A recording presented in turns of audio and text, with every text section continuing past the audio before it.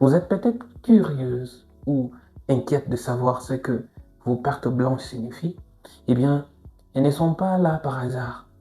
Elles racontent beaucoup sur votre santé et sur votre cycle.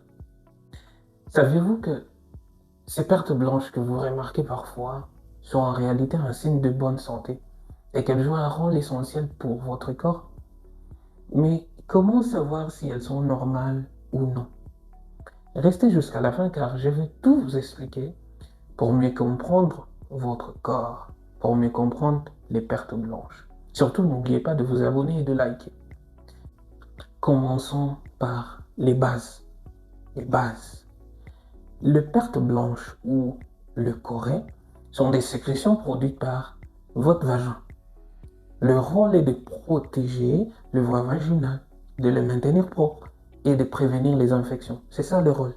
En résumé, elles sont une sorte de mécanisme de défense naturelle. Elles contiennent des cellules mortes, du mucus cervical et de bonnes bactéries. Des bonnes bactéries comme le lactobacille qui maintiennent le pH du vagin légèrement acide. C'est ce qui empêche les mauvaises bactéries de s'installer au niveau vaginal. Les variations au cours du cycle, vous en avez peut-être remarqué, vous remarquez que vos pertes ne sont pas toujours pareilles, n'est-ce pas? C'est tout à fait normal. Elle évolue en fonction de votre cycle menstruel. Pendant l'ovulation, elles deviennent fluides, claires, élastiques, comme du blanc d'œuf, pour faciliter la fécondation. Et ensuite, elles deviennent plus épaisses, plus blanches, en fin de cycle, pour former normalement une barrière protectrice. Cependant, si vous êtes sous contraception hormonale, ces changements peuvent être moins visibles car les hormones épaississent en général, en permanence, le mucus cervical.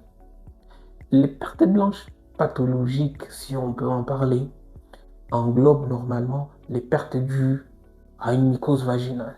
Par exemple, la mycose vaginale résulte dans la plupart des cas d'une prolifération anormale d'un champignon appelé Candida albicans.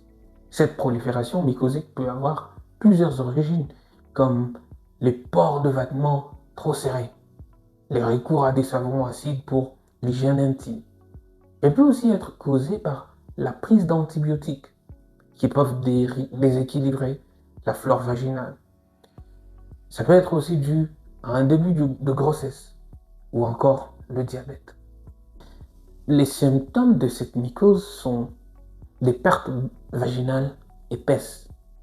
Elles ont l'aspect de pertes blanches crémeuses, laiteuses, d'apparence semblable à celle du lait caillé. Les pertes provoquées par une infection sexuellement transmissible, si on peut en parler, lors des rapports intimes non protégés par un partenaire contaminé, la femme peut attraper une maladie sexuellement transmissible. Il peut s'agir notamment de la trichomonase, de la chlamydiose ou encore de la gonorrhée. Ces MST entraînent des pertes blanches malodorantes.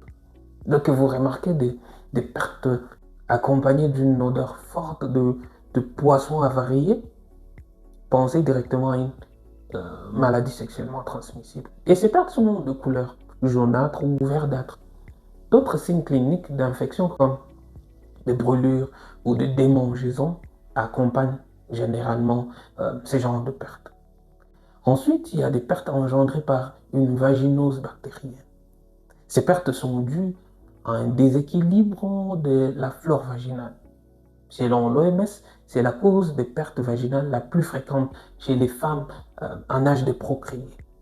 La vaginose bactérienne survient à la suite d'une prise d'antibiotiques ou des douches vaginales trop fréquentes, mais également si la personne porte des vêtements trop serrés en matière synthétique ou encore si elle a un déficit en oestrogène. C'est fascinant de voir comment les corps fonctionnent. Vos pertes blanches peuvent même vous aider à repérer votre période fertile pendant l'ovulation. Elles deviennent glissantes, extensibles. Ce sont des indices précieux pour celles qui cherchent à concevoir. Et si ce n'est pas le cas, ces variations restent normales et saines. Pour faire court, vos pertes blanches sont naturelles et jouent un rôle important pour votre santé. Mais il ne faut pas ignorer les signes inhabituels. L'odeur, la texture et les signes accompagnateurs comme des brûlures. Consultez dès que quelque chose vous semble inhabituel. Merci beaucoup pour votre attention et je pense qu'on va se retrouver encore dans une autre vidéo prochainement. N'oubliez pas de vous abonner et de liker.